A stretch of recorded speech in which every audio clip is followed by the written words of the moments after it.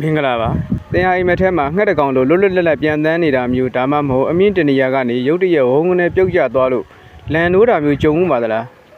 ဒါဟာရိုးရတဲ့အိမ်မက်တစ်ခုပဲလားဒါမှမဟုတ်တင်ကျမ်းမာရေးနဲ့ပတ်သက်ပြီးတစ်ခုကိုသတိပေးနေတာလားဒီနေ့ဗီဒီယိုမှာတော့ဒီအိမ်မက်တွေရဲ့နောက်ကစိတ်ဝင်စားစရာအကြောင်းရင်းတွေကိုတင်ဆက်ပေးသွားမှာမို့အဆုံးထိကြည့်ရှုပေးဖို့ဖိတ်ခေါ်ချင်ပါတယ်ခင်ဗျာအောင်မိုက်နေတဲ့တွင်းနေကြီးတဲ့ကိုဆွဲချခံလိုက်ရတယ်လို့မျိုးအမြင့်တနေရာကနေဝုန်းကနေပြုတ်ကျသွားတယ်လို့မျိုးနှလုံးတွေရင်းနှင်းခုန်ပြီးလန်နိုးလာဘူးပါသလားဒါဟာကဘာမြေကြီးကတင့်ကိုညင်းပယ်လိုက်တယ်လို့လေဟာနယ်ထဲမှာဘာကိုမှဖမ်းဆုပ်လို့မရတော့တဲ့ခံစားချက်မျိုးပါသိပ္ပံနည်းကျရှင်းလင်းချက်ကိုကြည့်မယ်ဆိုရင်ဒီလိုရုပ်တရက်ပြုတ်ကျသွားတယ်လို့ခံစားရပြီးတော့ခြေတွေလက်တွေတုံငနေဖြစ်သွားတာကိုသိပ္ပံပညာအရ hypnic gel လို့ခေါ်ပါတယ်ဒါဟာအိပ်ပျော်ခါနီးမှာခန္ဓာကိုယ်ကြွက်သားတွေရှော့ချလိုက်တဲ့အခါဦးနောက်ကပြုတ်ကျနေပြီလို့မှားယွင်းစွာယူဆပြီးတော့တင့်ကိုသတိပေးလိုက်တာဖြစ်ပါတယ်hypnic gel ဟာအများအပြားစိုးရင်စရာမရှိပေမဲ့ဒီလိုဖြစ်ရတဲ့နောက်ွက်ကတင်ကျမ်းမာရေးနဲ့ပတ်သက်ပြီးတော့သတိပေးချက်တွေရှိနေတတ်ပါတယ်ပင်မနှွမ်းနယ်မှုလွန်ကဲခြင်းခန္ဓာကိုယ်ကအနားယူဖို့အရန်လိုအပ်နေတဲ့အချိန်မှာဖြစ်တတ်ပါတယ်စိတ်ဖိစီးမှုများနေရင် hypnic gel ဖြစ်နိုင်ခြေပိုများပါတယ်အိတ်ခါနီးမှာကဖင်းနဲ့ပါတဲ့စားသောက်စရာတွေသုံးရင် hypnic gel ဖြစ်နိုင်ခြေပိုများပါတယ်စိတ်ပညာအရအမြင့်ကပြုတ်ကျတဲ့အိမ်မက်ဟာလက်ရှိဘဝမှာတစ်ခုကိုထိန်းချုပ်ရခက်နေတာရှုံးနေမှာကိုကြောက်ရွံ့နေတာဒါမှမဟုတ်လုံခြုံမှုမရှိသလိုခံစားနေရတာမျိုးကိုဖော်ပြနေတာပါ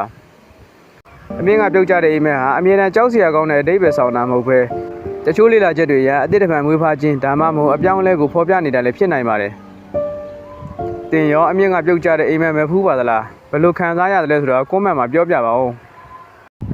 ပြန်တန်းနေတဲ့အိမ်မက်ငှက်ကလေးတစ်ကောင်လိုကောင်းကင်ရံပေါ်မှာပေါ့ပေါ့နဲ့လွင်မျောနေတာရေပြင်ကအရာအလုံးကိုအပေါ်စီးကမြင်တွေ့နေရတာဟာဘယ်လောက်စိတ်လို့ရှားစရာကောင်းလဲဒီလိုပြန်တန်းနေတဲ့အိမ်မက်မျိုးမဖူးရင်သင်ဟာအရန်ကံကောင်းတဲ့သူပါပဲစိတ်ပညာအရပြန်တန်းနေတဲ့အိမ်မက်ဟာအများအပြားကောင်းမွန်တဲ့အဓိပ္ပာယ်ဆောင်ပါတယ်ဒါဟာသင်စိတ်ထဲမှာလွတ်လပ်မှုကိုရရှိထားတာအခက်အခဲတွေကိုကျော်လွှားနိုင်တော့မယ်လို့ယုံကြည်ချက်ရှိနေတာကိုပြသပါတယ်ဒါဟာစိတ်ချမ်းသာရေးအခြေအနေကောင်းမွန်နေပြီးတော့တီထွင်ဖန်တီးနိုင်စွာမြင်မာနေတဲ့လက္ခဏာလို့ဆိုနိုင်ပါတယ်တချို့လေ့လာချက်တွေအရသွေးလက်ပံမှုအားကောင်းပြီးတော့အသက်ရှူစနစ်အားကောင်းနေတဲ့အချိန်မျိုးမှာပေါ်ပါတဲ့အိမ်မက်မျိုးတွေကိုမဲ့လက်ရှိတယ်လို့ဆိုကြပါတယ်ဒါဟာသင်ခန္ဓာကိုယ်ကကျန်းမာရေးကောင်းမွန်နေကြောင်းအချက်ပြနေတာလည်းဖြစ်နိုင်ပါတယ်ပြန်တန်းနေတဲ့အိမ်မက်ဟာအမြဲတမ်းကောင်းမွန်တဲ့အဓိပ္ပာယ်ဆောင်တာမဟုတ်ပဲအချို့လေ့လာချက်တွေအရလက်တွေ့ဘဝမှာတာဝန်ယူရမှာကိုရှောင်လွှဲခြင်းတာပြဿနာတွေကိုထွက်ပြေးခြင်းတာမျိုးကိုလည်းဖော်ပြနေတာလည်းဖြစ်နိုင်ပါတယ်ဘယ်အချိန်မှသတိထားသင့်လဲအိမ်မက်ထဲမှာပြန်တန်းတာဒါမှမဟုတ်ပြုတ်ကျတာကတခါလေမဲ့တာဆိုရင်တော့စိုးရင်စရာမရှိပါဘူး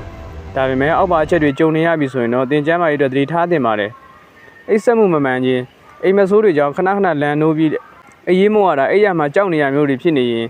ဒီလိုအိမ်မက်မျိုးကိုညာတိုင်းလိုအိမ်မက်ပြီးတော့စိတ်အနှောက်အယှက်ဖြစ်နေရင်ဒါစိတ်ဖိစီးမှုဒါမှမဟုတ်စိုးရိမ်ပူပန်မှုလွန်ကဲနေတဲ့လက္ခဏာဖြစ်နိုင်ပါတယ်ရုပ်ပိုင်းဆိုင်ရာလက္ခဏာတွေကြည့်မယ်ဆိုရင်အိမ်မက်ထက်ကနိုးလာတဲ့အခါနှလုံးတုံအသက်ရှူချက်ချွေးစည်းပြန်တာမျိုးတွေဖြစ်နေရင်ဒီလိုလက္ခဏာတွေရှိနေတော့ဆရာဝန်နဲ့တိုင်ပင်ပြီးစစ်ဆေးမှုခံယူမှုကြံပြုလိုပါတယ်အနည်းချုပ်ရရင်တော့အိမ်မက်ဆိုတာသင်ရဲ့စိတ်ပိုင်းဆိုင်ရာနဲ့ရုပ်ပိုင်းဆိုင်ရာပင်ပန်းနှွမ်းနယ်မှုကိုပြသတဲ့ကျင်းမုံမြင်တစ်ခုပါပဲဒါကြောင့်ကောင်းမွန်စွာအနားယူဖို့နဲ့စိတ်ဖိစီးမှုရှော့ချဖို့ကိုဦးစားပေးစေချင်ပါတယ်ပြည်သားကြီးရောအိမ်မက်ထဲမှာပြန်တန်းမှုပါသလားပြုတ်ကျမှုပါသလားကိုမက်ဖူးတဲ့ထွန်းထူးဆန်းဆန်းအိမ်မက်တွေကိုလည်းကွန်မန့်မှာမျှဝေပေးသွားပါအောင်ဗီဒီယိုလေးကိုကြိုက်နေတဲ့ဆိုရင် like and subscribe လုပ်ထားဖို့လည်းမမေ့ပါနဲ့အားလုံးပဲတာယာတဲ့ညာချမ်းလေးဖြစ်ပါစေ